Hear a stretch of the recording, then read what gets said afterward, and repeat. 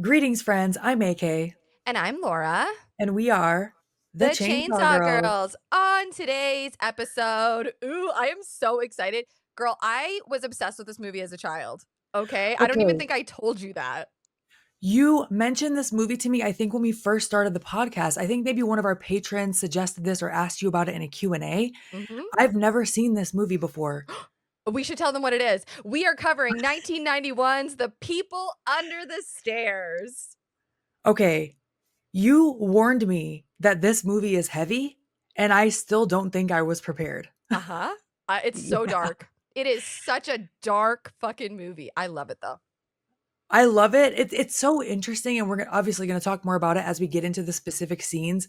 But there were so many times that this movie gave me kid horror movie vibes, like Mm. Goosebumps or like an Are You Afraid of the Dark type thing. hmm But then it hits you with the heaviest shit you've ever seen, and you're not ready for it. It like takes you into a different element. hmm I feel like we should probably give a little trigger warning for child abuse in this movie because that definitely happens at certain points. Um, yeah. of course, we're not going to talk about anything too graphically, but watching it was very unsettling, especially because I didn't know it was coming. Oh, it's real. It gets real dark. Real dark. Yeah. Should Yeah, I read IMDb? hell yeah. When Fool breaks into the home of his family's landlords, he discovers that they have mutilated several boys and kept them imprisoned under stairs. As Fool attempts to flee, he meets their daughter Alice. Can Fool and Alice escape?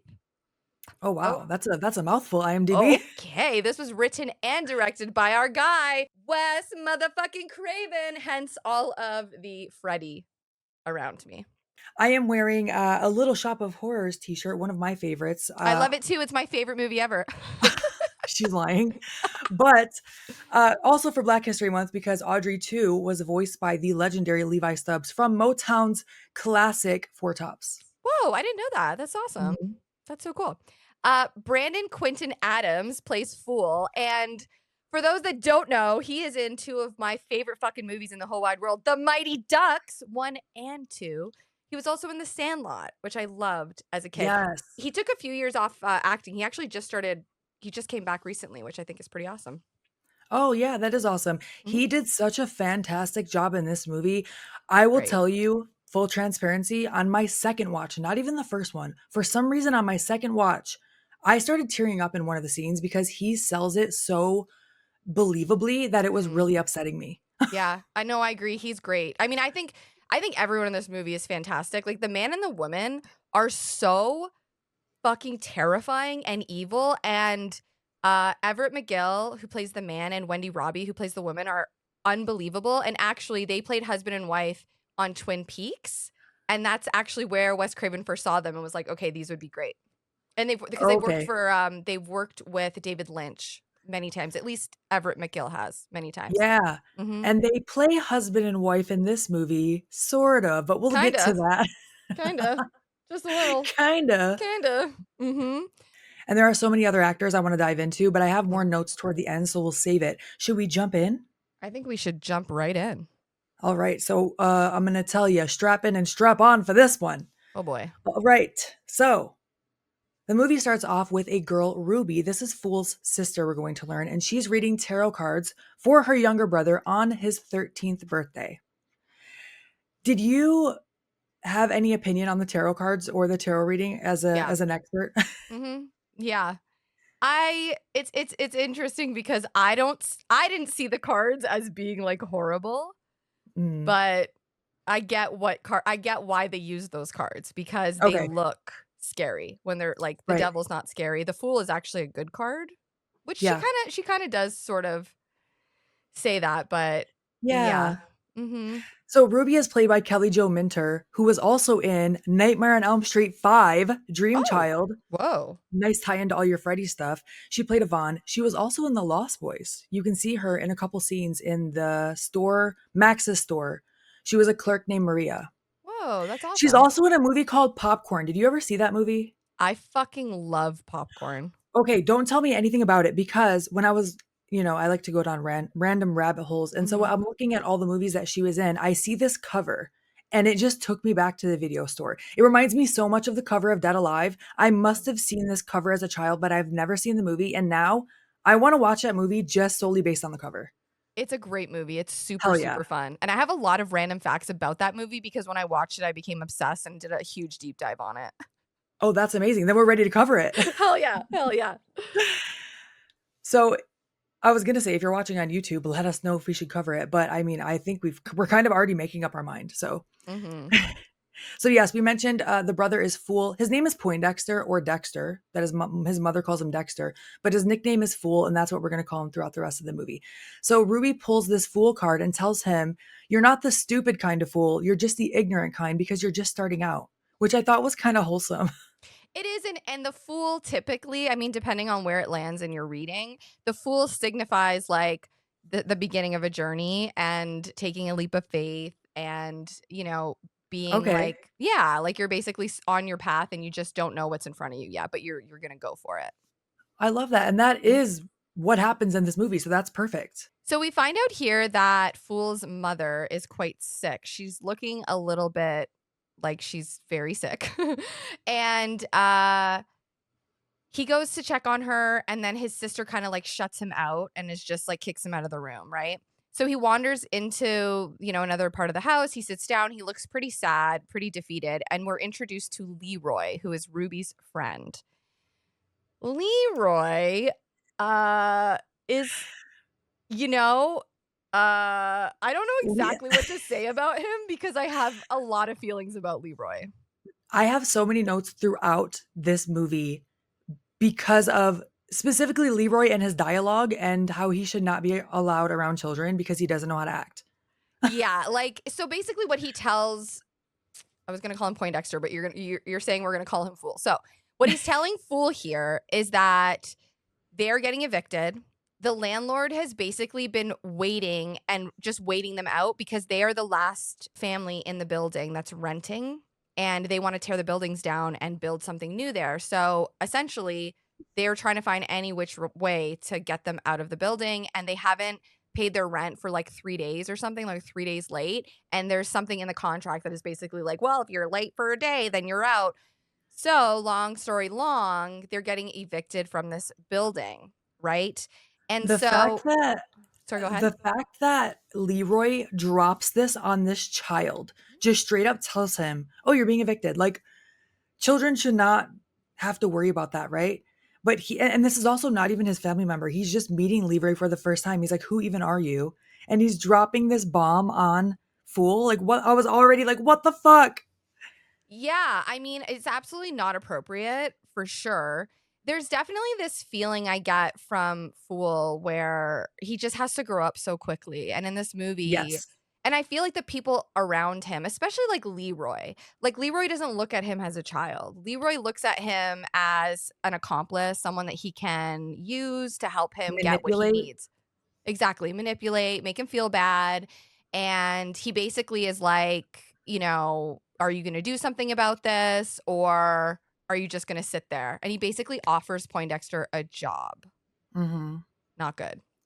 No. And now we cut to this mansion of the landlords. They're going over their plan to tear down this apartment. It's complete predatory rent practices. Mhm. Like they're late for 3 days and now they have to pay triple.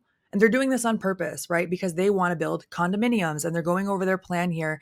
And the woman, which they are credited as man and woman, Mhm. they don't have names in this movie. I also call them the mom, the dad throughout my notes because the Well, man and woman felt weird too. ew, also, they call themselves mommy and daddy. I cannot. I'm so sorry, but I hate it I so cannot, much. dude, it made me so uncomfortable. I was Yeah. like, "Ew, like, what Yeah. the fuck?" And I mean, they establish themselves as pure heels right off the bat. They are the Mhm, bad guys.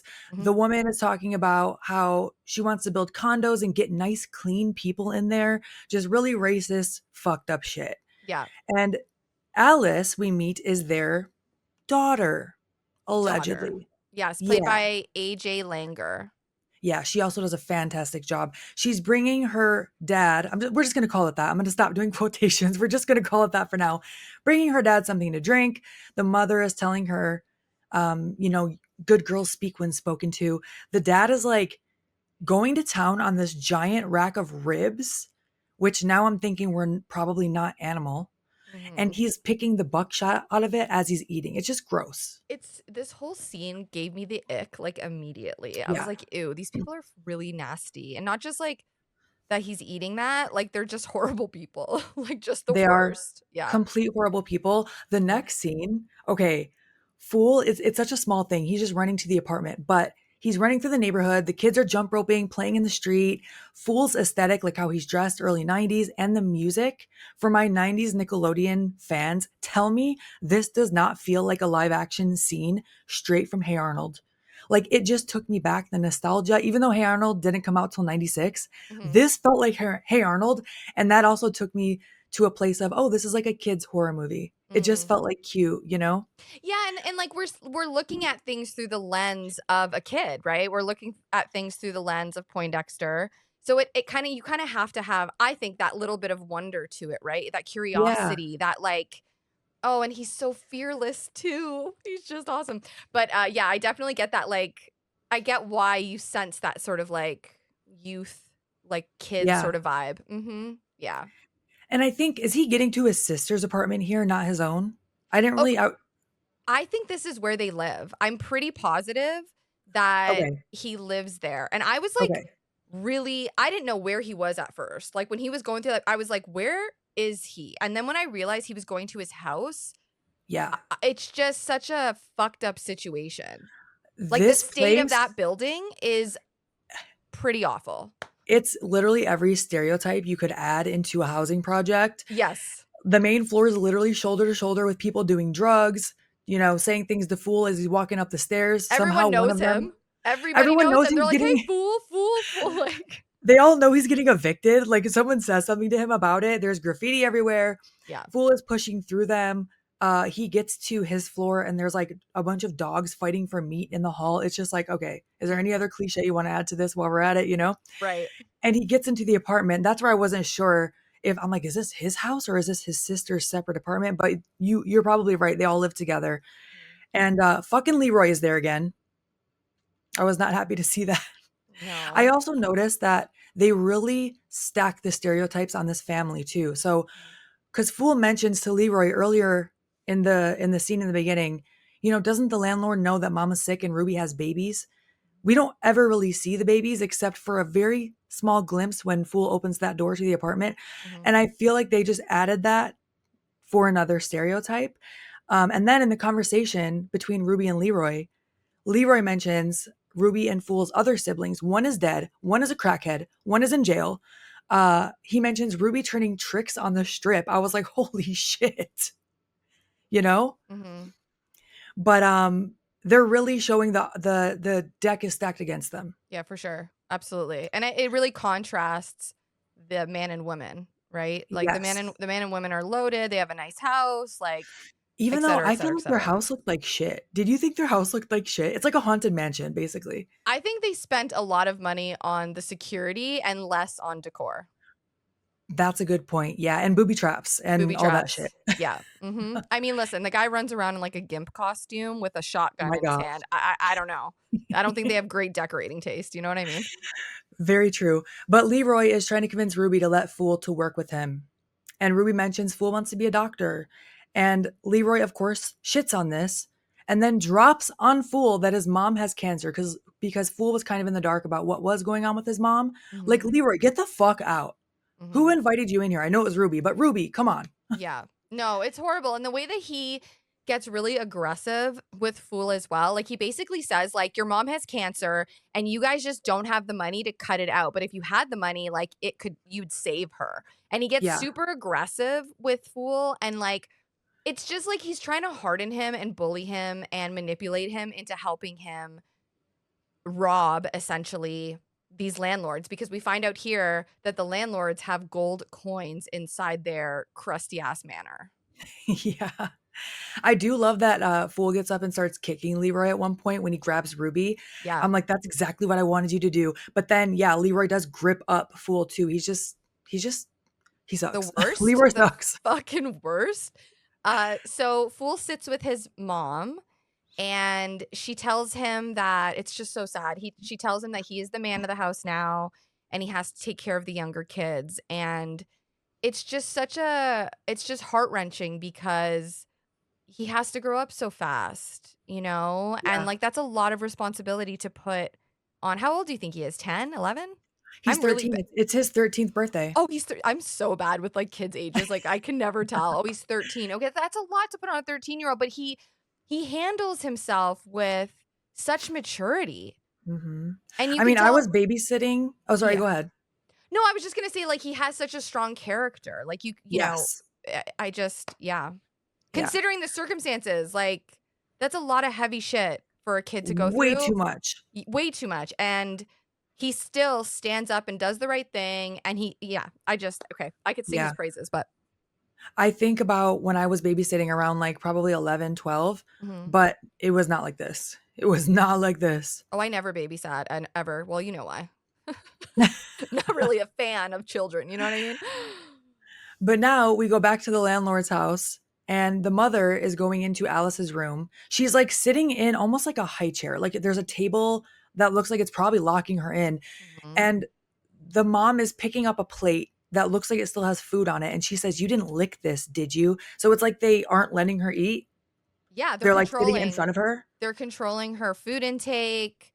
They're yeah, I mean, She the woman mentions multiple times about weight and about eating Oh. and about, so Yeah, I didn't even catch that part, but she forces her into this dress that she made for her. She starts aggressively brushing her hair. that's what She I mean when she forces says that's when she's like, "Well, I hope you fit into this because I've been Oh, sewing it all day." It's like, "You old fuck." Like, oh, yeah, it was making me so mad because it's just awful. But anyway. yeah.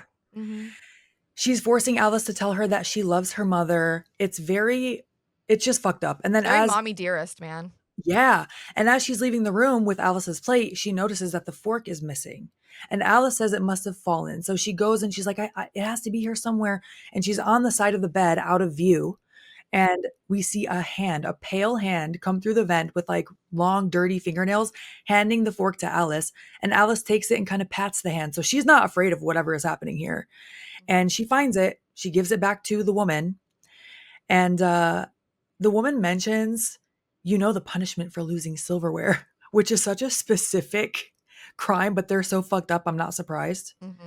Then the man comes in with a crazy fucking line that we will not repeat, but he tells them that their liquor store got robbed again because they own a lot of property in this area. Mhm. And one of them says, probably the woman, may they burn in hell. The burn in hell count in this movie is crazy. I actually started counting. So I will tell Ooh. you by the end what the count was. Okay, yes. This is really dark, dude. Like Yeah. this was I mean the movie's already dark, but this is very awful. So basically the mother, I keep calling her mother, woman, whatever. The man Yeah. comes in and she basically says to the man like don't bruise her face. And the man pulls his belt off. Yeah. You can hear something inside the walls moaning, and the woman does say to him, she's been feeding that thing inside the walls again. So they're aware something is going on. Yeah. Yeah, it's fucked up. He also Very, tells her very. bad girls burn in hell. So we're already at two. Yikes, my goodness. So we're gonna cut to Fool, who's now knocking on the door dressed as like what do you guys call it in America? A what is it? Boy Scout? Okay, Boy Scout. Okay. What do you call it? I can't remember. I know we were called Girl Guides, and I don't believe they were called Boy Scouts. They were called Boy something else. Girl guides. Oh, we were just Girl Scouts. Yeah, I know, and we were Girl Guides. I had the whole outfit and everything. I was one very briefly as well. You were? In like 5th grade, yeah. Me too, 5th grade. Yes, and then I got With the sick of little it. vest? Yeah. I got Was your real vest sick of it. green?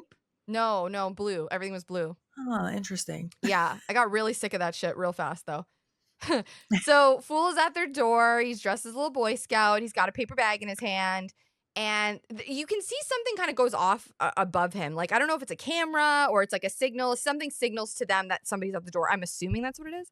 Mhm. So no one's coming to the door. So he walks to the back or on the side, and there's another entrance, and he tries it again. And then he walks by the backyard and he sees that there's like a little pond. He kind of checks that out. And then he notices Alice up in the window, but then she disappears. So he doesn't really see her for very long. And then the woman comes outside. Okay. And Fool asks if she wants some cookies, basically selling cookies, and then asks if he can use her bathroom. And she tells him they watch what they eat in this house and to run along. And Mhm. there's also padlocks on the outside of the house as well as the inside, which we will find out, which is like Yeah, they're alarming. keeping people inside the house. That's exactly right. Exactly right. So back in the van, Fool is relaying all this to Leroy and Leroy's other accomplice, Spencer. Now Spencer is like, don't worry, I got it. Don't send a boy to do a man's job, yada yada. So Spencer shows up at the house dressed as a gas company worker, Mhm. a meter. I want to say a meter maid. I don't know if that's Meter reader? Is it like a meter meter reader? reader. It should be called that if it's not, because it just is fun to say. Yeah.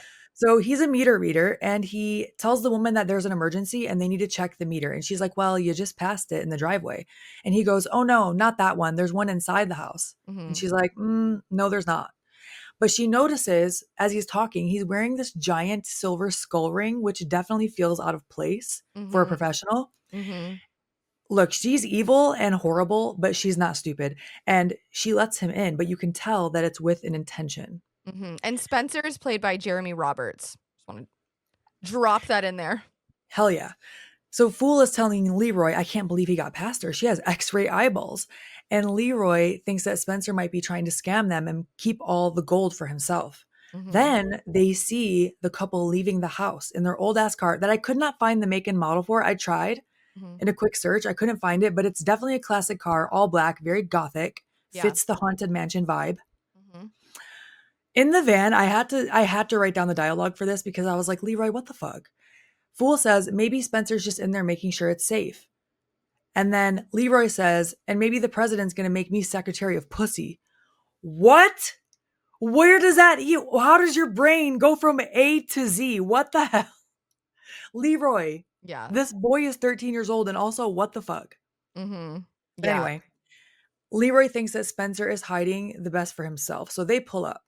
They also park in the driveway, which I don't think was a smart move. But That was they very break. questionable. A lot of what Leroy does is questionable, but that I was like, "Are you stupid? Like, why don't you why don't you park down Are the you street? fucking Are stupid? you fucking stupid?" I love saying that. Me too. But yeah, they break in the back with a crowbar. And it looks like they're almost in a shed, but it's connected to the house. So it's Like a dirty. greenhouse or something. Yeah, it's dirty, it's dusty. Fool Mhm. finds this creepy little doll.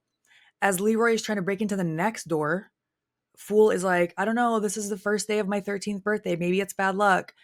And Leroy says, 13th birthdays are unlucky anyway. Too old to get tit, too young to get ass. And that's where I wrote, this man should not be around children. No, he sucks. Like, that's a fucking I'm over horrible it. thing. Like, he's horrible. He's the fucking worst. Like, please get Yeah. away from our sweet, sweet Poindexter. Also, in this room, there are a lot of, like, funeral home items in here. A lot of, like, Yes. like those big flower displays at funerals. They have a very specific look. Yeah. There's a lot of that and, like, a broken tombstone. Like, there's some funeral things in there. But it's all old and dusty. Yeah. And then so that yeah, that's through that next door. Now they have to get through another door to actually get through the house. I was like, "What is going on here?" So we're Oh, already setting up that and this is like a Leroy's using a crowbar, like, crowbar. so sloppily. Yeah. Like, he is just breaking into things, and I'm Oh, but like, he thinks he's an expert. He's telling Leroy or he's telling Fool like, "Yeah, I'm teaching you a trade right now." "Mm, But yeah, it's this is where we're setting up that this is like a labyrinth, a kind of like a maze, like a there's a lot going on in this house. mhm, And so when he does eventually pry that metal door open, he's like, this is the mother of all doors. It's not just like the other ones. He does eventually pry it open. This shelf slides, it reveals a window, like it's booby trapped. And this reminded me so much of Nothing But Trouble. Have you ever seen that movie? mm-mm." Oh my gosh. I was obsessed with Nothing But Trouble as a kid. It's like Demi Moore, Chevy Chase, John Candy, Dan Aykroyd. I would love to cover that movie, but even for me, I feel like classifying it as horror is a little bit of a stretch. Uh-huh. But I don't know, if you ever seen that movie in the YouTube comments, let us know Okay. if you think that we could I love stretching the umbrella of horror and what the definition is and do you think that like Jawbreaker, we could possibly stretch and put Nothing But Trouble under the horror umbrella, maybe horror comedy? I don't know, let me know. But either way, Laura, you need to watch it. Okay. So he does pry it open. He says something about, I busted this house's cherry. Can you fucking get a grip? And at that exact moment, a Rottweiler named Prince pounces on Leroy, I kind of which loved I'm like, it. thank you. Thank you, I Prince. know, me too. I was like, finally.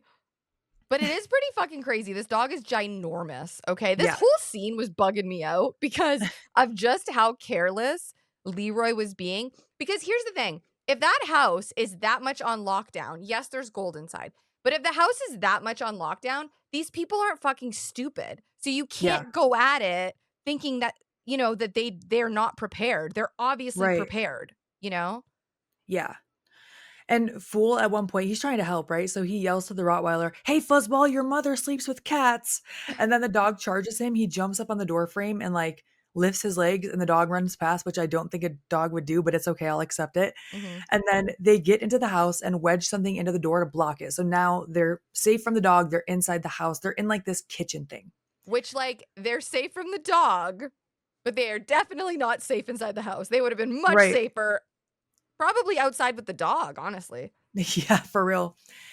Fool notices a statue that says, "See no evil, hear no evil, speak no evil," which will come into play.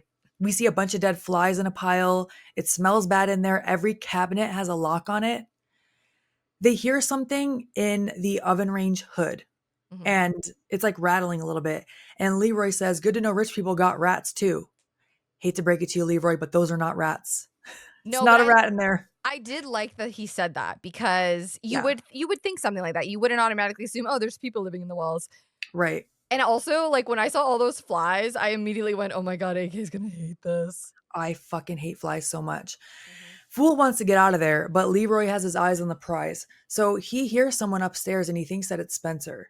Mhm. Like, what makes you think no one else is home in this mansion, you know? Oh, But that's what I'm whatever. saying. That's what I mean. He's just like they just okay. Anyway. Honestly, people who break into random houses are the scariest people on the fucking planet because Mhm. they're willing to walk into a situation they don't know anything about. They Agreed. don't know if there's dogs, for example, alarms, Mhm. someone with a gun, Mhm. you don't know. Mhm. It's scary. It's scary. So they start going upstairs and a grandfather clock starts chiming and scares Leroy. I hate that sound, even though I Mhm. grew up with it. I don't Mhm. know why. I just don't like it. Maybe it scared me. I don't know. Yeah. And Fool doesn't want to go upstairs. So Leroy tells him to stay downstairs, be the lookout. Mhm. And downstairs, like on the main floor of the living room, Fool starts hearing noises. So he goes to investigate. He finds a door to the basement. This house is set up so weird. It's like an old mansion with all these contraptions and booby traps and everything. He's like looking through the sliding door thing on the basement. There's a lot of Lot sliding things in this house. a lot of custom work in this house. They did That's not where all their buy money this. went. They didn't buy it as is. You know what I mean? Like Right. So Fool goes into the basement calling for Spencer. He hears voices and says, "I ain't stupid," and starts running upstairs. Mhm. And then he stops himself and he says out loud, clearly thinking about what Leroy's going to say to him. He says, "Well, maybe you're just too chicken shit for this kind of work," and heads back downstairs. Because earlier before when Fool was like, I want to get out of here, let's get out of here. Leroy like gaslights the shit out of him. Yeah, for sure. Yeah. When he goes back downstairs, the door shuts behind him. He has a lighter and he's looking around at what looks like a dungeon. There's chains hung all around. He finds this clipboard, starts carrying it with him. In Oh, the the clipboard distance, is Spencer's. That's why he goes downstairs, yes, right? He sees Spencer's clipboard on the stairs going down. So he's like, oh, he yes. must be down here. And in the distance, he hears voices that end up being on a small TV. The TV's facing toward the wall vent, not Mhm. toward the room. And Fool turns the TV around. He uses the lighter to kind of look up and call for Spencer. And suddenly, all this dust flies out, and Fool starts running. Mhm. And he's like tripping over stuff. We can hear a man moaning in the walls. He trips over a body on the floor, and it's fucking Spencer. Yeah, and it looks like a maze down there. Like it straight up Yeah. looks like a maze. Mhm. Yeah. And Spencer's hair is completely white or gray. Is this from the dust, I'm guessing? I Or think is he it's just so from scared? I think it's from the dust. I think it's from the dust. He's also holding a gold coin in his hand, and Mhm. that coin was a real coin. It was American Gold Eagle, and it contains 1 ounce of 22 karat gold, and it would have been worth approximately $708 in 1991. Whoa. Hmm. Oh, damn. They're using the real deal instead of props. Hell yeah. So Fool tries to drag Spencer back because someone in the walls is trying to pull Spencer's body into the wall. And once Fool gets him out, he sees that the hand that was being dragged into the wall of Spencer's is like completely mangled, Yeah. like all bloody. Mm-hmm. And then in the distance, he sees a hand reach through the vent and turn that TV back toward it. Like they're like, I was watching that. Yeah. So he yells out, "Who are you?" And then suddenly he's attacked by someone, which we Mhm. don't learn who he is quite yet. We But don't, he, but can I just point out that he looks yes. like skinny Rambo? Like, as soon as he Oh my popped out, I went, "Oh my god, what is Rambo doing here?" But we do find out eventually that this is Roach. This is Roach, We yes. love Roach. I know. But right now it's scary. You don't know what's happening. He's attacking Fool, or it looks like he is. But Mhm, Fool gets free. He runs up the stairs, which now turn into a slide, sending him back down into the basement. mhm. All these people start moaning from inside the walls, and he can sort of see their arms and their silhouettes and like light coming from where they are, because we'll learn they all have flashlights. Yeah. He goes, fuck this. He doesn't say that, but he runs all the way up that slide, which I used to love doing as a kid. Mhm. And when he gets to the top of the stairs or the slide, Alice opens the door. Like, look, I'm a Alice. pale gal, but Alice looks like a ghost. And this Oh, also gave me like, Are You Afraid of the Dark vibes? Like, is she a ghost? Is she real? You know? well, also, Alice hasn't been outside in how many years? The poor girl hasn't Exactly. seen the sun, and she's She hasn't seen the starving. sun. Yeah, and they're It also starving her. doesn't help. Oh, Yeah. yeah. It also doesn't help that she's wearing the classic, like, Victorian white nightgown Yeah, yeah, that for all sure. ghosts wear, allegedly. Like, it's always like in a white gown for some reason. I've never slept in a white gown like that in my life, ever. No, No. I can't. Mm-mm, mm-mm, I can't. mm-mm. It scares me. I don't know why. Maybe because of this. Yeah. But Alice runs and hides, and as Fool escapes, the at least goes out of the door. The arms reach through and are trying to pull him back down. But he Mhm, does get away. He locks the door, and then he sees out the window that the landlords are home and they're inspecting the van because it's in their driveway. right. Very smart, Leroy. Good So move there, Fool bud. is, I think he goes upstairs. He looks down the hallway. He sees Leroy's legs poking out like he's lying on the ground. So, Mhm, of course, he thinks Leroy's dead. mhm. He goes and checks on him, but Leroy is just listening through a vent. He hears something.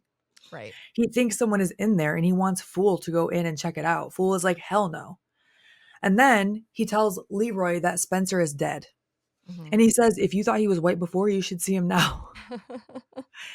So I don't know if he's supposed to be scared to death or if that Yeah, dust hit him. Maybe a yeah. combination of both. Maybe a combination of both, yeah. There's Mhm, a lot of dust and a lot of ash in that basement. mhm, He also exactly. tells him, Fool tells Fool tells Leroy that the woman has a man with her the size of Detroit, which I thought was interesting. Had to write that down. So they start running downstairs to the living room, but now the couple's coming inside. Mhm, They try to leave through the front door, and as Fool grabs the handle, he gets zapped. So they have it rigged. mhm. And now the couple hears someone inside. So they're like, they can't get in that metal door because it's wedged, but they start like banging the bottom part in just so the dog can get through. Right, they break a hole through the walls, the door, so that Prince can get let out, and they're trying like, Leroy's trying to get through the fucking windows, like, he's using his crowbar, but they cannot get out of the house, like, not Yeah. possible. Mhm. Yeah, Leroy tells Fool to stand in the living room to distract the dog. Like, I'm sorry, what? So he's just using him as bait now? That's great. Yeah, he's Mhm, using him as bait, and then Leroy's hiding behind the couch because mhm. he's planning on doing like a surprise attack on the dog. And Fool is standing there sweating, like he doesn't want to do it. The dog runs into the living room, but just stops and stands there and is like chilling. Mhm. He's not worried about Fool. Leroy pokes his head up, like, where is he? And then the dog attacks him. I'm like, yeah, get him. Yeah, right? But of course, Fool wants to help, so he goes over there, he grabs Leroy. He starts like sort of trying to drag them with the momentum over to the door. Fool grabs the handle again, knowing that the electricity is going to go through his body to the dog and it zaps all of them, which is also very kid movie-ish, right? It is, and it was so smart and so It was very brave smart. because he knows He he's is gonna so get smart. zapped, right? He's gonna get zapped Mhm. too, but the Can I electric also tell you? yeah. Sorry, have you ever touched an electric fence? Of course I've touched one. My uncle owned a farm, and Okay. my cousin was like, "Go ahead and touch that fence." And I went, "Why?" And he went, "'Cause just go check it out." And I grabbed it with both my hands and zapped the shit out of myself. That's so mean. That's Dumb. so mean of your cousin. Okay, I knew that it was an electric fence. I didn't touch it on purpose, but I was at Mhm, an apple orchard with my family, mhm, and there were horses next door. And I think it could have been the same farm, someone else's farm, I don't know, but there was an electric fence keeping the horses from eating all the apples. mhm. But of course, I'm feeding the horse apples through this electric fence and Sure. petting it. I accidentally let my arm rest on the fence and didn't realize it. And I didn't even realize it until the horse reacted and freaked out and ran away. But it feels so weird. Like Yeah. it's a jolt throughout your entire body. And you Yeah. can't, the feeling of not being in control of that is so weird. Yeah, it is not a comfortable feeling at all. Like you're literally, it feels like you're frying for a second. It's awful. It's so awful. I So, felt so bad for the horse. well, yeah, it's horrible. I know. I feel bad for the cows, man. Yeah. So Fool's holding on to this handle, holding on to Leroy, holding on to the dog, and they all get electrocuted. They're not dead though, no worries. The dog's just shocked. The woman tells Daddy to run inside for mommy. Ew. Dear Lord, that is so gross to me. Okay. Leroy and Fool run upstairs, right? And Leroy is trying to break out of every window in the house, okay? But he can't get through any of them. I believe that they're also soundproof. Like this is probably bulletproof too. I wouldn't be surprised. So the man has his ginormous gun ready. And now they're kind of upstairs in a hallway. Leroy hides in a closet and then pushes Fool out to fend for himself. Okay. And then every single door starts to lock down and the lights go out. And now the man is walking around with a flashlight and a gun and he's looking for them, right? Mhm. We hear the moaning again coming from the walls. It's all very, very scary and unsettling, right? So the dude in the walls, who we will find out is Roach, tries to grab Leroy because I think he's trying to help him, right? But all this does is spooks him. And Leroy runs out of the closet into the hall, and the man just straight up shoots him over and over and over. And Leroy doing the one thing that I think he meant well with, but also please shut the fuck up. Why are you telling them? Anyway, he yells to Fool, run, run. Okay. And I Mhm. get like, I know it's coming from a place of like genuine, like, you know, save yourself if you can, but But it's also also like, shut the yeah, fuck up. Like, exactly. read the And room. also, oh, now you want to help him when you just pushed him into the fucking hallway? That's what I'm saying. He's the worst, right? Yeah. Like, and thankfully, the man doesn't register that Leroy is talking about a person. Yes, they think that he was calling him, the man, a fool, which Yes. actually will benefit Fool a little bit. But Leroy goes tumbling down the stairs and the man and woman celebrate. It's so gross. Mhm. Like, okay, on one hand, I'm like, you do have people that broke into your house. You don't know what's happening and you're defending yourself in your home. I get it. But Mhm. also knowing that they're evil and they're racist pieces of shit and they're dancing over his body, that doesn't sit right, you know? No, they're awful. Oh my gosh, they're gross. Yes, for sure. So Fool is hiding an event and he sees one of the dolls getting pulled into it, showing him that it's open. So he goes through. There's a whole bloody rib cage in here and like a bull. So I was like, is this for the dog? I think it was maybe for people. I don't know. But we see in the distance that it's Alice. She has the doll. I keep wanting to say dog, the doll on a string, and she's trying to help Fool. Mhm. So Fool follows her. The man puts his whole upper body into this vent and is like, "Get back in the cellar, you bastard," and just starts firing into the abyss. Like just Okay, shooting his gun into the vent. the amount of times that this man shoots throughout his own home in the movie is just bizarre to me. Also, if you think about it, once you watch the whole thing, it feels like 75% of this house is empty or like just wall cavities. Like there's 3 bedrooms or 3 rooms and then everything else is empty or vacant or like under construction. I don't know. Yeah, no, for sure. And like, listen, these people are psychotic. Like they're Yeah. completely out of their fucking minds, right? Yeah. But the man still does not know that Fool's in the house. He thinks he was yelling that thinking that it was Roach. Roach, exactly. Yeah. So Yeah. Fool escapes into the door, the only door in the hallway that happens to open on its own, and it's Alice in a grimy looking bathroom. Dude, that bathroom is so disgusting. Like Yes, I'm it's like, I it's thought dirty. It's there's like rust. It looks like it's never been cleaned, like abandoned. abandoned. Yeah. Yeah. And Mhm. she's holding that doll. Fool introduces himself. Oh my gosh. At one point, because she's very like confused. She doesn't know what's going on. And he's like, what's the matter? You never seen a brother before? And she says, I don't have a brother. I know, it was just like so innocent, right? Yeah. And Fool also learns that she never goes outside. She Mhm. can't go out. No one ever has. People Mhm. have tried, and she's referring to the people in the cellar. Mhm. She tells him that mommy and daddy looked for a long time for the perfect boy child, but they were all bad. So daddy cut out the bad parts and put them in the cellar. She also says, Well, they get flashlights and food of some kind, so I'm sure they're happy in their own way. Because she has no idea. She's probably never been out of the house her entire life. I think she has. She was stolen. So But I I think just she was don't think she stolen as a has baby. memory. Yeah, like she doesn't have memories, I think, of Yeah, being outside for sure. Yeah. So exactly. and she exactly like I don't think she was saying that as like, "Oh, well, they've got flashlights and food. They're fine." Like I think it's genuinely like she has no idea that what is happening here is Yeah. I mean, I think she knows Abuse. it's bad, but I just don't think she knows the scope of it or how to, Yeah, she knows that she doesn't like it, but she doesn't right. understand that this is not okay, I guess. She just thinks this is the way of life because she I doesn't know any guess. better. Sure. Yeah. Mhm. Fool starts to ask her questions about herself, and she looks like she's about to cry, and she just says, "I do not hear or see or speak evil. It's the only way." And then Alice tells him that, oh, we hear moaning again, and Alice tells him that this is Roach, who Daddy is hunting. He hates Roach because he got out of the cellar and now he lives in the walls. So Mhm. Roach is just running amok through this whole like 75% unused part of the house, basically. Mhm. And then we cut to the man because I refuse to call this fucker daddy. Mhm. Okay. Mhm. He is in a full head to toe gimp suit, like BDSM style pleather. I don't know, latex. That's what it is, probably latex, Latex. Mhm. running through the halls with a rifle, blowing holes through his own walls. Looking for Roach, man. He's just Yes, looking for just Roach.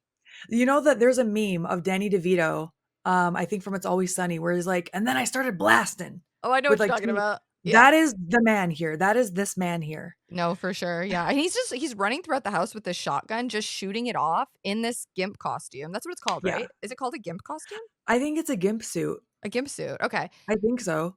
So Fool goes back into the bathroom as the man comes like looking for him, right? And I don't know why, but for some reason Fool doesn't go into the walls. He kind of hides in the bathtub for a second, which like Yeah. really threw me off. I was like, "No, Fool, go somewhere else, I please." think he's scared. He doesn't want to go in. He tells her, I don't want to go in. I want to go out. And she says, sometimes the way in is out. Yeah, no, very true. And meanwhile, the woman is feeding Prince Spencer's hand, I think.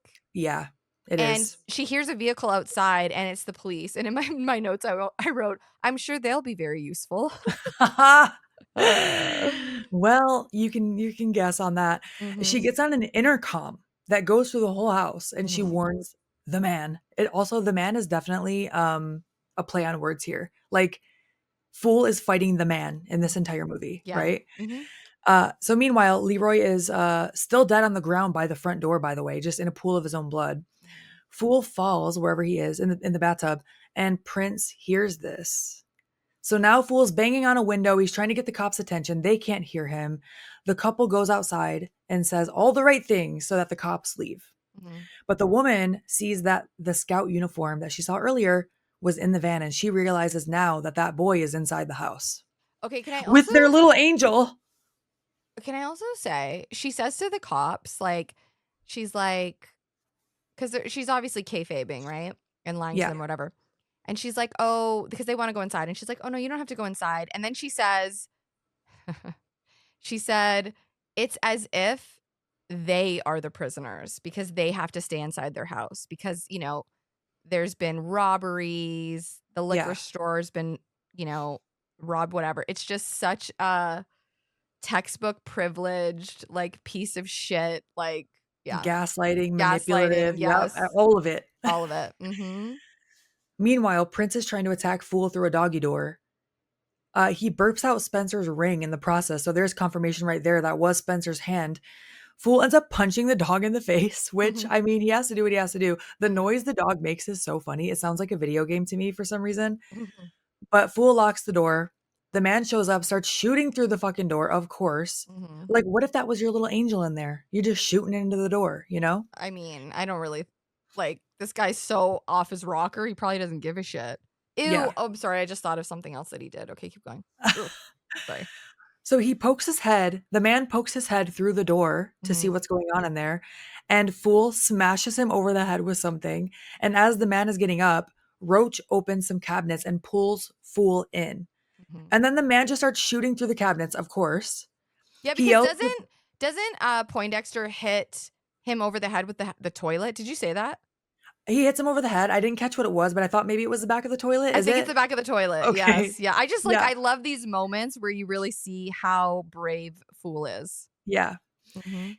The man yells through the wall, that's basically a tunnel, that he's gonna kill them, and Roach comes back to hit him in the head with a slingshot, and this is what I mean, like, the smashing over the head with the toilet, or the piece of the toilet, and then how the man sells the slingshot, he, like, goes cross-eyed, it feels very I keep saying it feels like a kid's horror movie, but it's all these little elements, it makes it fun and silly and a little lighter before they hit you with the whammies. I was gonna say, I feel like because this movie is so heavy, and I mean the themes in it are real and, a lot of it is really fucking dark, that if Mhm. they didn't have that humor, it would just be a really big fat bummer. Do you know what I Right. mean? Like, I feel like having those, like, moments of, like, humor because even some of the dialogue that comes out of the man and the woman, like, it's just so ridiculous and over the top that you kinda have to laugh at it, and if it Yeah, wasn't that way, I just think it would be hard to watch yeah, because, you know for sure.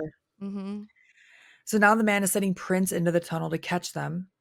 So Roach, now that we're seeing him, Roach is played by Sean Whalen. mhm. If you see his face, you will recognize him. Yeah. He is in so many movies. He is in Twister, Men in Black, Charlie's Angels, Batman Returns, Three from Hell, Tammy and the T-Rex, which we've talked about before, right? You've seen that? I love Tammy and the We gotta T-Rex. cover it. I We love gotta that cover it. movie. It's the cutest, like, rom-com Yes, with the T-Rex. with a Uh, T-Rex. Never Been Kissed, Idle Hands, the 2009 Halloween 2, like the list goes on. Wow. Some roles are larger, some are smaller, but he has a crazy filmography, and I think his story is so inspirational. I'm actually gonna link an interview, and, maybe it's 2 interviews, 2 different links I'm gonna put in the show notes, Mhm, but, he was in a huge Got Milk commercial. That's the other one I'm gonna link, is the actual mhm, commercial, which mhm, I didn't think I remembered until I saw it, and it took me back. mhm. Like, it's if you grew up in the '90s, go watch the commercial that I'm linking, and it's gonna unlock a core memory for you too, probably, especially if you grew up in the US. 'Cause he was But the first one to do Got Milk, right? Isn't that I think he was the first he was one, the first Got Milk? and also that Got Milk commercial, he didn't think he was gonna get it. He went in thinking he wasn't gonna get it, and then Mhm. he just played it so over the top because he's like, "Whatever, I'm not gonna get this anyway," and then he got it, and then that commercial was noticed by Steven Spielberg, which eventually led to him getting the role in Twister. Dude, Like, how okay. crazy is that? Okay, 2 things I have to say. 1, it always works out like that. When you stop giving a fuck, it's usually when you get out of your own way and things are happening for you, Hell yeah. and right? Like, at least that's how it's been for me. Yeah. And then wait, what was the second thing you said? Twister, Steven Spielberg? Twister. I'm obsessed with them. I was weirdly obsessed with Twister as a child. I think I've seen it about Really? 20 times. Like, Okay. I watched it over and over. Like that one scene where she's like, "We got cows." I do remember that. I definitely saw it as a kid. I can Mhm. only think of the ending. I'm only thinking of when they're, like, chained and, like, getting sucked up into the air. I can quote a lot of that movie. It's a little embarrassing, but I really like No, I Twister. think that's awesome. I love watching movies with people who can quote them. It's so much fun. It's fun, yeah.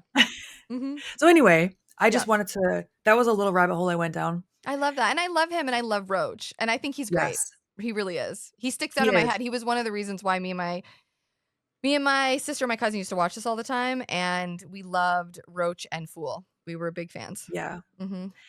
So Roach leads Prince to basically a trap door that opens up and slides the dog all the way down into the kitchen where the man and woman are. Mhm. And Prince has Alice's doll. So the woman realizes that the boy has gotten to Alice. Mhm. Also, the mother's eyebrows I noticed in this scene were crazy. Wild. Like, they look like they were done with just eyeshadow or like a shadow, and just like there's so many angles to them. I was like, that's interesting. Makes her look even more evil. For sure. Yeah. Like a witch, man.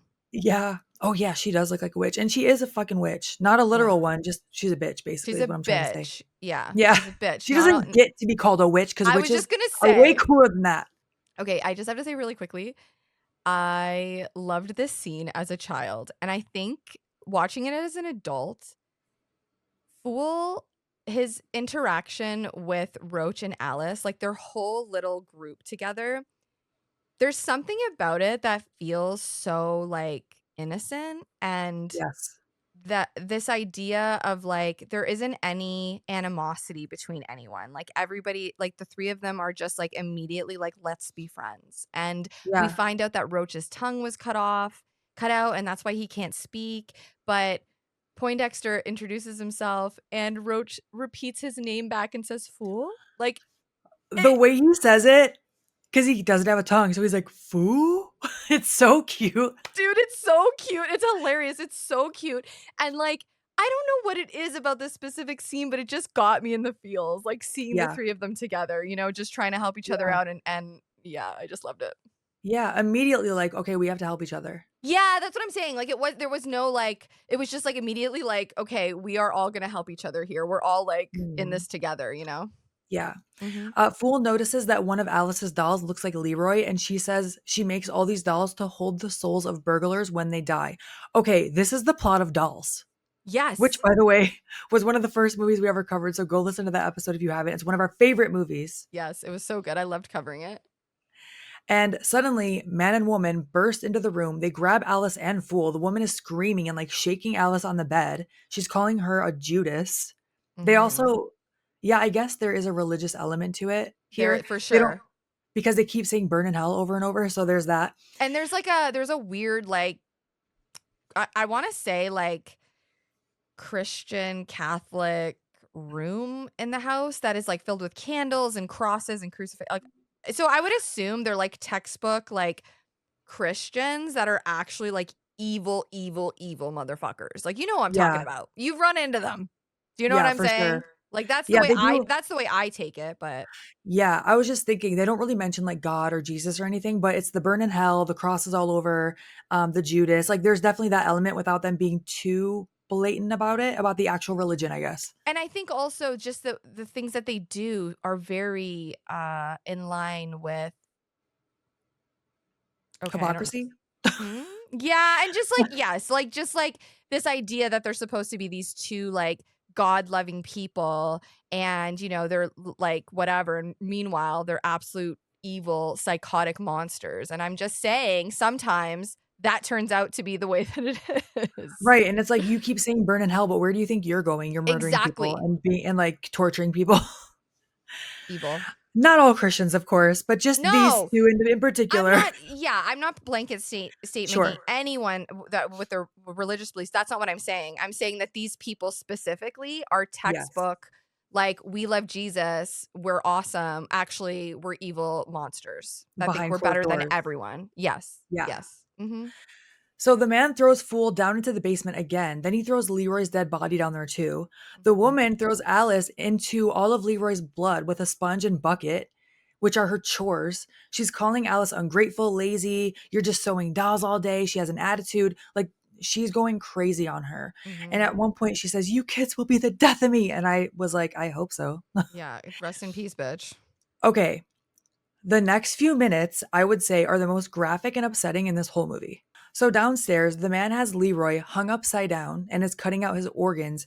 He is eating some of them and then tossing some others to the people who look like creatures at this point inside these decaying walls. So they're like in the basement, but behind these boards essentially. So they're trapped in there. Okay.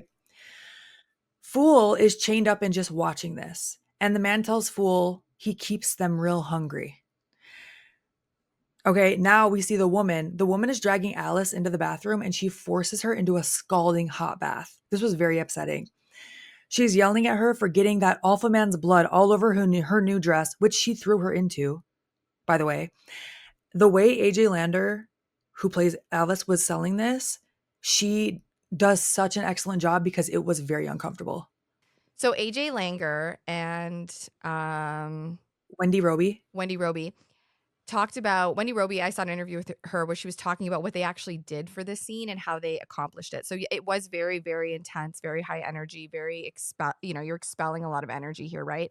So what they did was they put AJ in the bathtub, and then in the scene, she's using one of those bristle brushes that you would use on like it's not what is it made out of? It's like, metal. Like It's like steel, steel wool. steel wool. She's using steel wool on Alice and aggressively scrubbing her skin in this bathtub of scalding hot water. So what they did was, essentially what Wendy would do is basically she pulled the dress out. So she pulls the dress out and then she takes the scrubby and she's scrubbing the dress while Yeah. avoiding, but that was a real like, what is it called? Steel wool Yeah. scrubby. And she did talk about that scene being very challenging, and that they went all out on it. And you can definitely see it. It's pretty intense. It's wild. Yeah, emotionally, because yeah, also woman is screaming the entire time as well. Alice is Dude. obviously screaming the entire time.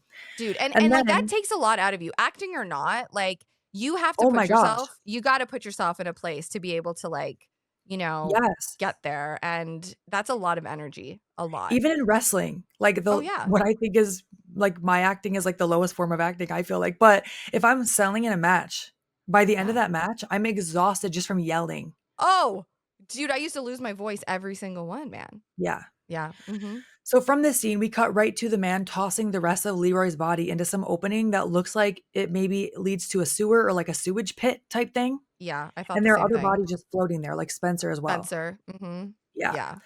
So now he grabs Fool and is bringing him over to the starved people in the walls. And this is where the way Fool was selling it fucking got me.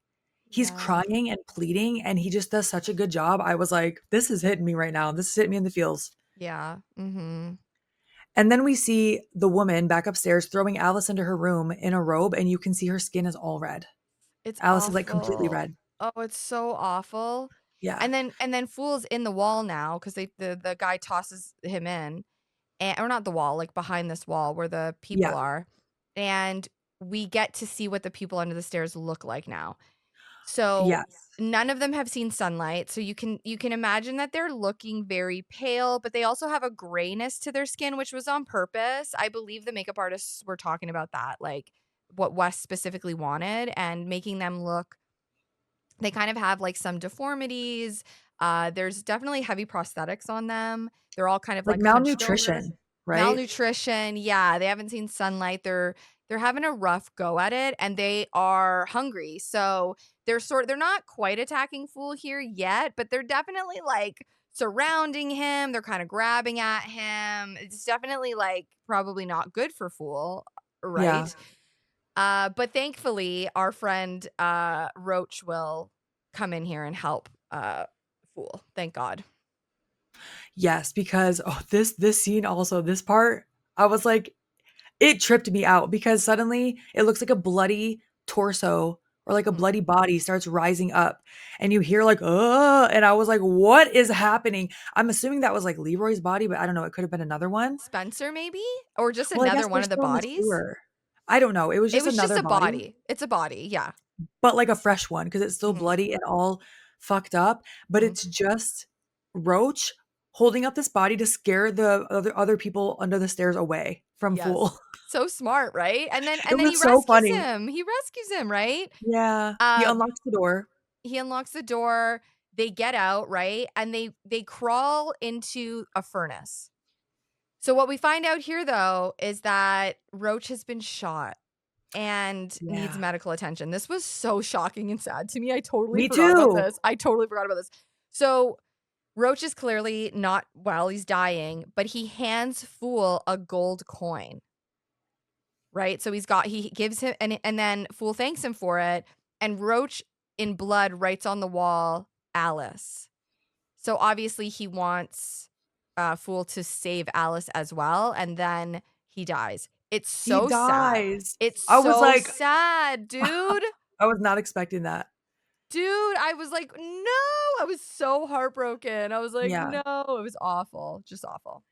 So Prince, the dog, is still growling outside the furnace because he knows that they're in there. Hmm. So Fool starts climbing up because he sees that there was an opening there when Roach went through there to get the coins. He also has confirmation now. The gold is real. It is here. Hmm. So he starts climbing up the vent, and the dog is going up every level of the house to meet him at the vent because this dog probably does this all the time. Hmm. And he knows he's climbing up. Like, that's a smart dog, too. So Yeah. he's meeting him at the vent of every level. Fool can hear the man yelling at Alice, who is being like gripped up and thrown around by him. Hmm. When they go to that scene, I was like, what is happening? Because the angle they show it, I was like, I don't like that. But he's yelling at her, whatever. He throws her on the bed. Uh, the man is telling her that he killed her friends. They're both dead. Hmm. Prince is barking by the door because he knows that Leroy not Leroy, Fool is going to be at that vent in Alice's room by now. The man opens the door to say, "Will you shut the fuck up?" Which was kind of funny. It was funny. I popped for that. That actually was Yeah. really funny. Mm-hmm. And when he turns around, Fool runs out of the vent, punches him in the dick. Hell yeah. Punches him in the face, then hits him with a lamp, and him and Alice escape. It was great. He saved the day. Yeah. It was great. They're climbing through the vents now. Mhm. The man is now in the basement cremating Roach. He's yelling burn in hell throughout the halls, and smoke is filling the vents where Fool and Alice are, which does not seem like a proper air duct ventilation system, but I guess I don't really know how such things work. Mhm. Fool and Alice are now in the walls, and they're trying to be quiet, but then Fool sneezes, and the man just starts blasting in their direction. Of course. Another booby trap full of spikes comes flying through the wall at them randomly. Then the couple sends Prince in the walls as the man is just yelling, "Kill him! Kill him!" He's intense. No, it's wild. Yeah, he's insane. Prince attacks Fool, who says he's not running anymore. He is so brave throughout this movie, and we see him get increasingly more brave. Yeah. But now that the dog is attacking him, he is screaming. And he's like screaming, like high pitched screaming. And Alice is trying to help. The man can hear them. So he takes the bayonet on his gun and stabs through the wall. And he thinks that he stabs Fool because he hears the noise. Well, and also Fool sells it like he does. Yes. I didn't know what that was. I was like, why does he have a sword on the end of his gun? I think it's a bayonet, A bayonet? is what they call it. I don't know if it's always called a bayonet, but I know a bayonet is a thing. Wow. Okay. Is a knife on the end of a gun. But whoa. Seems a so lot. It seems like a little yeah. bit much. He starts celebrating so theatrically. He's singing, he's dancing around the woman, like, got him, I got him, I got him. She wants him to prove it. So the kids are escaping now as the couple start tearing through the wall and they realize he killed Prince. Of course, they are not happy, especially the woman is not happy. She's pissed. Cause like the woman kind of runs the show. I feel like it's important to say. Like She does. the man like she's the one in charge. And the only time we see that flip is near the end. Maybe she's like the one that's slightly less inbred. That's the vibe I get. I don't know. I mean, because the man is like, he's like next level. He's like singing in the halls. He's like dancing. And she's just like, you need to prove it, you fuck, you know? And then we find out obviously that the dog's dead, right? Right. But Fool and Alice make their way up to the attic. Okay. So as this is happening, the man busts through like the wall looking for Fool, but instead we find Prince, who is like half kind of alive, but then slumps over and now he's dead, right? Mm-hmm. And the man simply says, "Oh shit," which I thought was a great fucking sell, right? Yeah. So anyways, so he's freaking out, he's screaming. They find out, sorry, Fool and Alice find out that the window up in the attic is open. Mm-hmm. And Fool tells Alice that you can see the lights from the ghetto up there. Yeah. So okay, so they're far away then. So these landlord, what are they called? Slum landlords? What isn't there a word for that? Slumlord landlords? Yeah. They're obviously like in a different area, right? Of the city, like yeah, far away from where their buildings are. So Fool suggests, let's jump out the window and aim for the pond. But Alice is just way too scared to do that. Yeah. The man gets into the attic, but Fool gets out the window and he tries to call for Alice. Like he's like, come on, Alice. And then he falls. He falls back. He falls into the pond, survives it. So I guess that was a pretty deep pond. Mm-hmm. The man sees this, kind of curses, and then he comes outside and starts shooting at Fool again, but Fool manages to get away. And then Fool yells to Alice, like, I'll be back. Like, I'm going to come back for you or whatever. So the man is pretty disappointed in himself. And the woman tells him to go to his room and put on his gimp costume. Because he does go outside and he also starts trying to shoot, and she comes out and she's like, never shoot your gun outside, which I was like, yeah, y'all got to keep up your appearances, right? So like exactly why I think she's more in charge. Like she's the smarter of the two. Yeah.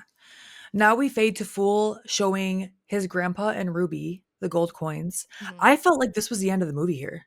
We're not at the end yet, y'all. Mm-hmm. He's telling Fool, the grandpa is telling Fool that he would make him take him back if he didn't know where they came from.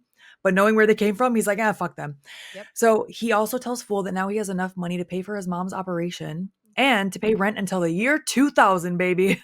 Yes, I love that. He also tells Fool that the brother sister act he messed with are pure evil. Uh-huh. You heard that right. Uh-huh. Brother, sister. They are not husband and wife. Maybe they are also, but they are siblings. And Fool's like, wait, what? And the grandpa tells him they are the craziest family that you've ever heard of, each generation getting more evil and probably inbred. He didn't say Mhm. that part. I am. Mhm. Started out as a funeral home. So that explains what we saw when they broke in initially. Then they got into real estate. And he says that there are all kinds of rumors about what goes on in that place, but we can never prove it because the police never took it seriously. And that when he was a kid, he would never walk past that house. Mhm. Did you have a house like that in your neighborhood where it's like, oh, that's the haunted house? You asked me this before, and we Oh shit, did definitely I? we had a couple houses in the neighborhood, but not like where you were like, "Oh, we can't go." But we did have like, there were silly rumors and like shit like that. Yeah. Yeah. Literally, our next door neighbor, we used to have rumors about. Mhm. I don't know if I already told this story. Mhm. How he used to play the organ randomly and like we saw Yeah, him like digging in the backyard. Did I already tell that? That you must have been on did, an early episode. but it's like I get why as a kid you would see that and go, "Oh, Yeah, for sure. creepy." Mhm. Now, Fool is at his mom's bedside saying that he feels like he did something bad. He made a promise to Alice and he has to keep it. Mhm. Ruby comes in and she tells Fool that she read his cards again and they were really scary and to not mess with those people, which I Mhm. did think was interesting because I was thinking about when you read my cards and Mhm. how they obviously you can interpret them however, right? Mhm. But normally it's not like because the one thing that I said to Laura before she read my cards, I was like, it's not going to be like you're going to die tomorrow, right? Like I don't want to know that shit. Mhm. But that's not really how they're interpreted, right? No. No, it's like yeah, it's like reading I like to think of my cards as like telling a story. They tell a story and they can't tell you exactly what's gonna happen, but they can give you an idea of like, what the situation looks like or how you should handle it, or it just depends on what you ask. But for Yeah. her just saying the tarot cards don't look good or whatever, She might have also just wanted to scare him a little bit so he didn't go, true, and right? also, like, free will is a thing. So no matter what your cards tell you, everyone has control over their own actions, so Mhm. things can change. Yeah, I Mhm. just find that very interesting. Yeah. And I was so excited to ask your opinion on it. Yay. But we cut to Fool who is out walking the streets by himself at night now. And he goes to a payphone and he calls the police to report child abuse happening at the mansion. Oh, these fucking people are on their best behavior now because that's exactly what pieces of shit do when they know they're being watched. So, coffee and cookies for all the cops who are searching their home. She goes, it's good that they called because if we can just prevent one child from being abused.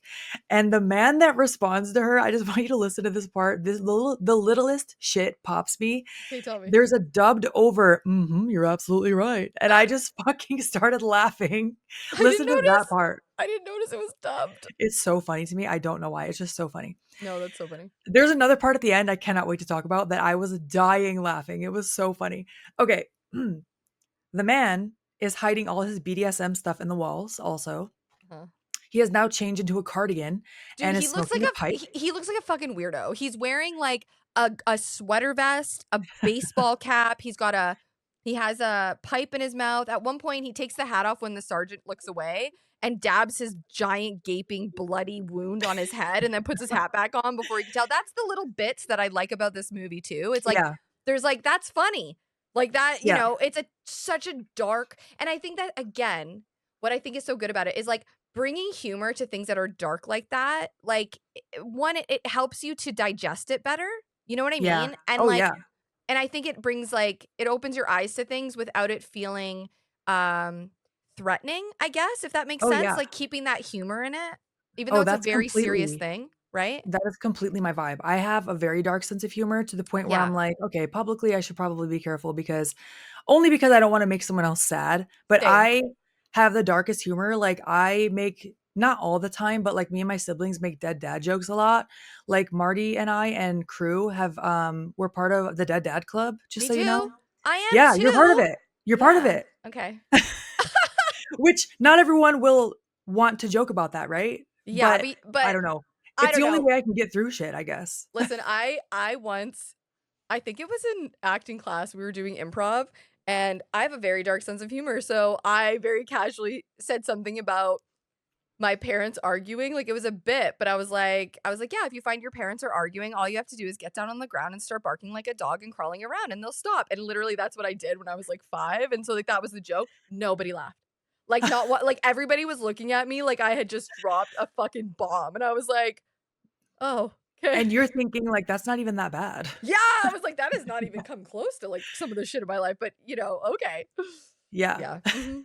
But anyway, they are telling the cops that they have no kids, by the way. They're not Mhm. even, like, showing them Alice. But the cops end up finding Alice's room, so they're like, "Well, you said you didn't have any kids." But the woman is saying their daughter left them a long time ago, kind of implying that she passed away. Mhm. So she says that, "We haven't touched the room since. It's like she still lives here and always will." It's very theatrical. Yes. And then when the cops leave, the man says, "May they burn in hell." Just very matter of factly. We're at 8, by the way, of Okay, the count. and the woman is like she's like, "I never wanna see another cop or a cookie in my life." Yes. Like lady. Okay. Uh-huh. So they have all the controls in the wall. We mentioned that earlier, like all the booby traps and stuff. They turn on the lights. So she like flips a switch and it changes the ambiance from like wholesome and welcoming back to like dark and creepy. I guess that's just Like how they want to live prison? their life. Mhm. Yeah. Oh, and And she the does she mentions, like she tells the man that the cops left the back door open for a long time, and she's not sure if any of them escaped. But what we do find out is that fool snuck his ass back in, and he ends Yep. up climbing out of one of the cupboards. Yep. He grabs a fire poker. He hears the man telling the woman that he's going to go search for Fool in the ghetto and Mhm. kill him. The woman is also making the man say his prayers, which they change up. Instead of saying, "If I die before I wake," they say, "If I should kill before I wake." I'm like, wait, what? How do you Yep. kill before you wake up? But Mhm. anyway, Fool gets into the room and sees that it's just a recording. So they knew he was in there. They're luring him. I'm like, why do you have that on a recording? But whatever. Maybe they do this all the time. Right. And the man pops out in his gimp suit, grabs Fool, who gouges his eyes. Then the woman runs out. Fool hits her with the fire poker. She goes down. Fool finds those controls, which also control the doors and the stairs. Mhm. The man now has a rifle. There's no way that he can see in that suit. He's like running through the house. That has to obstruct your vision. For sure. Didn't Fool just stick his fingers in his eyeballs too? So that's Yeah. extra. Yeah. And one of them says, "Did he get out?" And he did. So she's like, "Ah, burn in hell." They just say that for everything. It's why is that their catchphrase? I don't know. But Alice is tied up in the attic and she's tied to a bolt in the chimney, but Fool is climbing up the chimney, so he's able to push it out and he's able to free her. And when they hold hands through the little open brick and they're like, "Hi," it's so cute. It's It like you can feel the relief on both of them. Yes, it's like this genuine I love their friendship. Like, it's just like, Yeah. and him and her seeing him and him being like, "I'm coming, I came back for you." Like, I was just like, Yeah. "Oh, I love them." And then Gimp Man shows up in the attic. Alice pretends she's still tied up, and the man behind her, she can't see this. Dude, He's this is the standing part. there. This is the part It's so gross. oh. He starts like he's about to start touching himself over his suit, but actually, thank goodness, the woman comes into the room and immediately interrupts him. The only time I'm happy to see her. And Mhm. like, yes, go do your incest shit instead, which is a sentence I never thought I would say ever. But she's like, "Daddy, come take me to bed now," or something like that. She knew what he was doing. She knows that he's like creeping on Alice. Mhm. Ew. Ew. Finally, they're gone. Alice and Fool are free. They're together again. Fool tells Alice he has to drop all the shit on her, that these are not your parents. They're siblings. They stole you as a baby, probably. Alice is like, "Wait, what? Like, imagine like your whole life is a lie. I don't even know how you would comprehend that." Yeah. So she's like, "Wait, what?" But Fool's like, "We can escape the same way." However, she tells him that as soon as he escaped, the dad filled the pond. He drained the pond, filled it with like glass and rocks and shit. So they can't go out that way again. Mhm. Fool also notices that there's like explosives up there. Yeah. And Alice tells him that he has them planted all over the place. So clearly they have a backup plan if shit goes down. They're just going to blow everyone up, I guess. Yeah. Now back in the bedroom, the man is still in this gimp suit and he's whining saying like she did it with him. I just know it. And the woman is like, "Not my little girl." And then the man calls her, Alice, a whore. The woman slaps him. Then he starts choking her. It's a very bizarre scene. I'm like, what is going on here? It's really weird, and this is the only time the man has, like, fought the Yeah, woman. Like, it's the only time that it seems like it's the only time that he's stood up to her, but I also kinda yeah, get a vibe that, like, it's weird. yeah. But they're distracted by this soot coming down the chimney. Mhm. Good, thank God. So, yeah. So the man goes inside, like looks up the chimney, just starts shooting because why wouldn't he? That's all he does. That is his MO. Mhm. If you hear something, just start shooting. Right? Like reckless abandon is that man's middle name or Mhm. possibly his middle and last name. I don't know. So Fool starts crying like he's been shot again, like he did through the walls. And then when the man's looking through the chimney or up the chimney, he drops a brick on his head. I was like, yes. It was I was great. hoping he was dead, but he's not. No.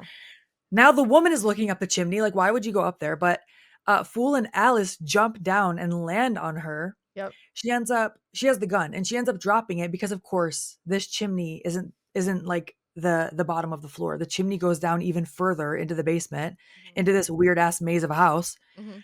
And then Alice and Fool, after Fool puts his fingers up her nose, she like fucks off for a minute and they go down into the basement too through that chute. Gross. Yeah. But Alice is now in the living room and Fool is going to go into the basement to free those people who are trapped, the people Right. under the stairs. The people under the stairs. Which is very risky because they looked like they were going to eat you last time, you know? Mhm. But they see him and they start yelling, Fool, Fool. And he's like, shh. The woman meets Alice in the living room, grabs her, and starts yelling about how Fool is filthy and dirty. Alice ends up stomping on her foot and says, go to hell. This has to be her first time sticking up to her, For sure. Yeah, it was great. or standing up to her, I mean. Mhm. And then there's a knock at the door. Yes, because the man catches up with her now. And they're Yeah. like, well, fuck Alice, then we're going to kill her. Because before that knock happens, they start searching the kitchen. Mhm. They can't find Alice. She's hiding in that oven range, like Roach was earlier. The man hears someone in the cellar, so he knows Fool is down there. Mhm. But Fool's right at the door when he opens the basement. And he goes, do you know a prayer? Say it. Such a little badass because he Mhm. has a gun. He has the gun. Mhm. But the man hits that stairs button and it turns him into the slide again. So Fool goes down. The man goes down. He grabs Fool, shows him Leroy and Spencer dead in that sewer pit again. He puts the gun to Fool's head. And this is where, when the woman is watching at the top of the stairs, she has a gun too. There's a knock at the door. Mhm. And she's like, hold on, it might be the police again. Mhm. So she opens the door. It's Ruby. And Ruby is there to confront them about their unfair practices. So she goes on this tangent about, like, y'all are fucked up people. And the woman basically just slams the door in her face, then tells the man to kill Fool.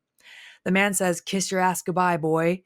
But all the people under the stairs start yelling and shining their flashlights in his eyes, and Fool gets away. Can I also mention that Ruby is also with the grandpa Yes. at the door? Yeah, because And now they start banging again on the yeah, door. they start knocking on the door again. And so woman is forced to open the door again.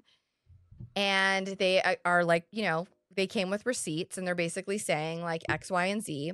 And I believe it's the grandpa says something about what they're doing to the community. And she says, because I think he says that they're taking away their community or something like that. And she Mhm. says, there is no community. And she's about to say something very fucking horrific. Yeah. Okay. And about to shoot them. And then we see the whole community shows up for them. Yes. Oh my gosh, why am I getting chills? The No, I whole am too. neighborhood rolls up. And the fact that she says, what community? You don't have a community. And then they all They're fucking like, show. I'm getting like chills. I loved it. yes. And then I don't think you can see it on Alice, camera. right? Alice comes through, I think the ceiling and takes out the woman. Yes. I was like, how'd you get in the ceiling? She like comes from the rafters. Okay, Like that's just why drops down. I put a bunch of question marks because I was like, did I miss that? Like, did she just come like from the rafters, like Sting? What's going on here? I know. Okay, Sting. But you know what? Because this house is so booby trapped, I'm like, sure. Sure. Yeah. Why not? That's the least of our concerns here. Yeah. And then in the basement, the people under the stairs use Fool as bait. This was also funny. They grab him and like drag him over to the lock on the door so that the man shoots, but they move Fool so he shoots the lock open, which was Yes. very smart and very risky. But now the man's walking through that area with all of them. Like, he doesn't really seem scared of them. There's a bunch of skeletons all around too. Like, people are just there dying, rotting.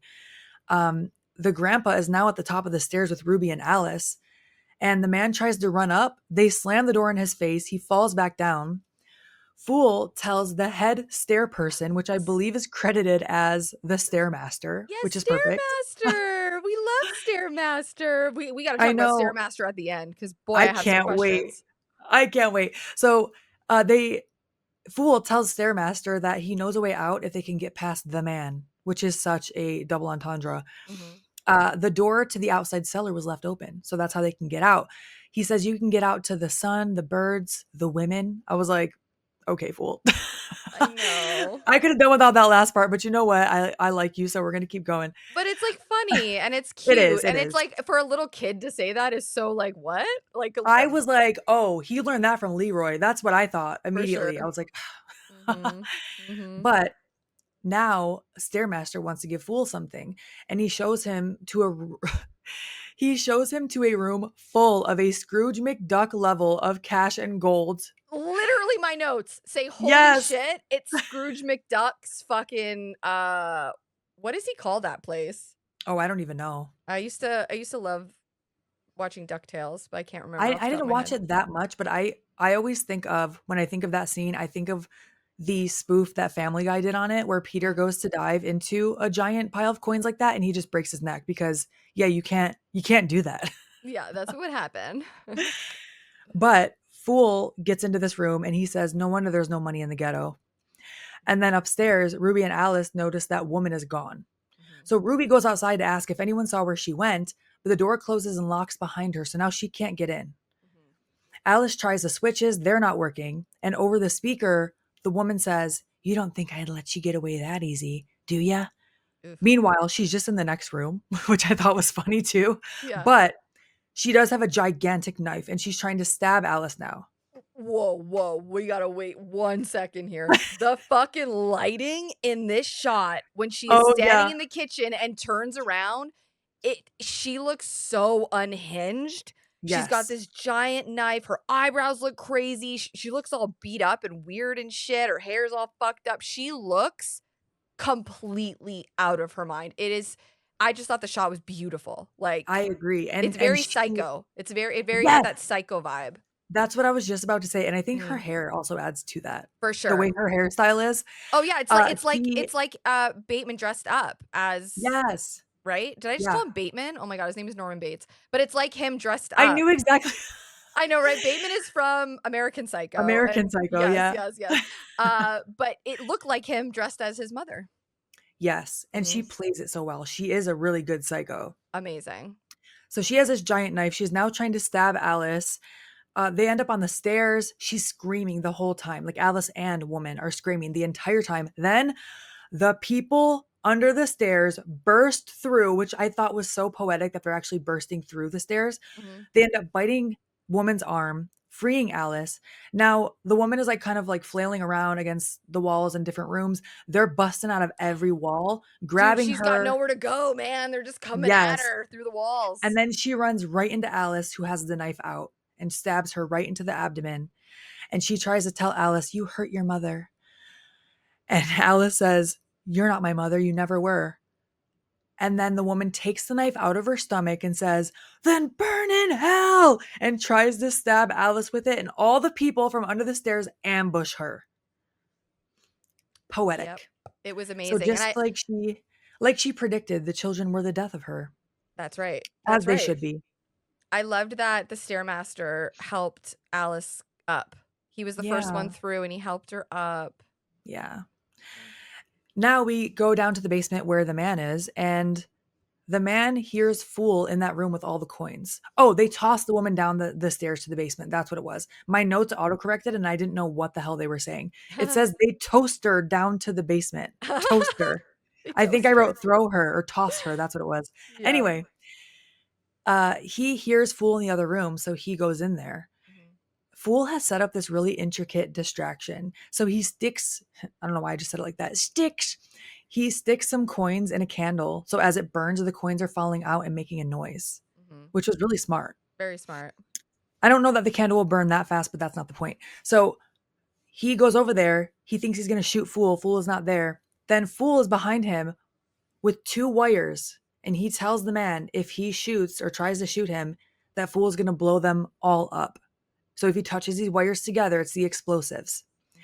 He tells him to put the gun down. He's tired of fucking around, which that must have been such a fun line to get to say as a kid. Yeah. And he says, or you can kiss your ass goodbye, boy. He says it back to him. And then the man tries to shoot.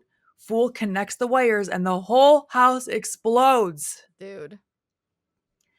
The man ends up falling into that sewage pit with the other bodies, which is also very fitting. I don't know how Fool did not die in this I explosion, but I'm glad just he didn't. in my notes it says Fool survived the explosion somehow. Who the fuck cares? He survived. It's great. And Exactly. everyone in the community is super stoked, man. Everybody is stoked. Alice runs to the cellar and finds Fool. Okay, this part, I was fucking crying. I recorded it on my phone because I'm gonna post it to the Instagram stories. I'm gonna make sure to post it the day this drops because go check out our Instagram stories. You have to see this clip. It's so funny to me. I rewound it because it was so funny. So Alice finds Fool in the basement. She says, "Are you okay?" And he says, "I feel like $1,000,000." This stairmaster is looking on from behind the wall like a proud auntie, and I fucking died. He's like this, and then he runs away. It's so funny. He has a prosthetics on his face. He looks like a mutant, and he's like, just books it. I It's love that. so funny. That's so The littlest funny. shit pops me. No, I love that. I took a picture of it and I took a video of it. So all the money is now flying into the streets. The whole neighborhood's picking it up and celebrating. The people under the stairs are now out in the street seeing fresh air for the first time in forever. The end. Okay. So Fool took down the man literally and symbolically. Oh yeah, he totally did. He totally did. And then the closing credit song is "Do the Right Thing" by Redhead Kingpin and the FBI. Okay, can I tell you, when this song started playing, I was like, what are they saying? I heard do the white dance. I thought they were saying do the white dance. And I was like, there's no way that that is what they're saying. I have to look this up. They're saying do the right thing. Do the white There's dance. no way they're saying do the white dance. Nope. Okay, can I also say, like, Stairmaster specifically, when he leaves, like, when he walks away down, like, he's like on the grass and he turns to leave. Literally, I was like, where is he gonna go? Like, where are they all gonna go? How long have you been in the basement? Do you know how to live in society? You don't have a Like they need help. tongue. They need Yeah. assistance. They need They need assistance, guidance. man. Yeah, like, I hope they're not just, like, on their own now. They need Cause medical gosh. attention probably. They're Oh, all like they need to malnourished and shit. eat. Yeah, dude, yeah. Yeah. Wild. So, the burn in hell count, from what I counted, I had closed captions on, so I caught some that I wasn't even really hearing. I Good. believe the burn in hell count for this movie was at 13, which I thought was actually Whoa. a little low. Yeah, but that's still a lot. Like, Yeah, that's it not is a like 1 lot. or 2, that's 13, man, that's crazy. That was their catchphrase 100%. And Fool walked through the fire and came out a man, probably himself, just like his sister read in his cards. Yeah, I love this movie. It's so well written. I think the cast is fantastic. Yeah, it's great. It's really fucking good. Yeah. I guess Wes Craven was inspired to write this from real life news stories about some burglars breaking into a house. When the cops got there, the burglars like apparently disappeared, but they found locked doors with noises coming from behind them, and they discovered children had been locked up inside the rooms by their parents and they were never allowed to go outside. How crazy is it that burglars doing something illegal actually kind of helped a situation, Right. Like right? that's terrifying and so scary that that is real life, man. This movie went against many horror tropes of the time as well in the early 90s, including not only having a black male lead, but unlike Night of the Living Dead, having him survive the entire movie. Mhm. And I was thinking about it. I was like, we actually just covered Night of the Living Dead last month for our zombie loop, but we totally could have done it for Black History Month too, Mhm. For sure, with yeah. Dwayne Jones being the first black male lead in a horror movie. No, for sure, for sure. And it's And kinda that it's a cannot be a spoiler. That movie's way too old to be a spoiler. oh, yeah, if you don't know that, guys, come on. It's kind of a bummer too because I guess Wes Craven was developing this into a television show on the Sci-Fi Channel before he Mm. passed away. Oh, okay. Yeah, such a bummer, I would have loved that. Well, I also heard that Jordan Peele, or at Mhm. least Jordan Peele Productions, is in the works of making a remake. Yeah, he said this is like one of his favorite movies ever, and it really had a huge impact on him as a kid. Yes. Mhm. So I can't wait for that Me too. because this is one of those movies. I feel like a lot that we've been covering lately. I'm like, you know what? I would actually like to see the updated like um prosthetics and things like that Yeah. on a movie like this, you know? But if And this just was thinking about no, go you oh, go go, ahead. sorry. I was just gonna say, but if this was never rebooted, this is like a great movie as is. It doesn't need it. Yes. If Yeah. it didn't happen, it would be fine because this is a great movie. But like you, I'm Yes. excited. And I really like Jordan Peele. I love his movies, so I'm looking forward to it. That's another huge part of it, I think, is that I trust him to do well. Me So I'm like, too. "Okay, do it." Same. Agreed. I think that's probably all the tidbits I have. No, it's not. I have one more that I wanna talk about. I wanna Okay. talk about Ving Rhames. We gotta Yes. talk about Ving Rhames. Please. I saved Yes. my notes. So, that is who played Leroy. We gotta talk about him. We talked about other actors who are in so many damn movies. Okay, Ving Rhames was in Pulp Fiction. Mhm. He was in all 8 of the Mission Impossible movies, even Yep. though I did hear in the last one he was only in a part of it, but still, he was in it. Mhm. He voices Cobra Bubbles in the original Lilo and Stitch, so when you accidentally said Lilo earlier, I was like, "That's fitting Aw, because I he's love in it." that. He was Yes. also in the remake of Dawn of the Dead and Day of the Dead, which we just covered. Which one did we cover? Both? Oh, Dawn of the Dead. That's right. He is in Dawn of the Dead, the reboot, The right? remake, yeah. 2004. We covered the original Day of the Dead Day of the last Dead. month. Yeah, Yes. and he also graduated from Juilliard. He It did, was and he went to school, I believe, with Stanley Tucci, who actually gave him the nickname Bing. yeah, because his name is Irving. Yeah, I thought that was such an interesting little I thought tidbit. it was really interesting, and I thought it was very fascinating to read a little bit of his biography Yeah. because his upbringing is like the opposite of Leroy, of that Mhm, character, mhm. where like he purposely growing up avoided getting involved in anything like with drugs or what did they call it? What I read, it was saying like easy street money. I was like, okay, but that's like the opposite of Leroy, and now he's playing this character. I Mhm. thought that was interesting. Yeah, he's done a lot of theater too, and including Broadway, which is Yeah, he's a yeah, stage pretty actor. wild. Yeah, yeah, very prestigious for sure. I love this movie. I'm so glad that I got to finally watch it and that we're covering it. I'm so glad you liked it. It's one of those movies that is like, I just remember it so well as a kid. Like I watched it so many times, and it just kind of brings me back to childhood. And it makes Yeah. sense too now because like you were saying, there is that sort of like, I don't want to say goosebumps element, but like that kid, because it's That's what you're I was looking, calling it. yeah, like you're looking at it through the lens of a kid. So I understand why I enjoyed it so much as a kid. Because Yeah, obviously as a kid I didn't understand the themes of the film. You know, you appreciate it differently as an adult. for sure. You know, but I remember even when I watched it back, I was like, "Why did I like this? Oh, I know I like this so much because the little kid is the hero. The kids are the Yeah, heroes, you know?" yeah. Yeah. Well, let us know your thoughts on YouTube if you want to leave us comments. We love when you subscribe to our YouTube and leave us comments on there.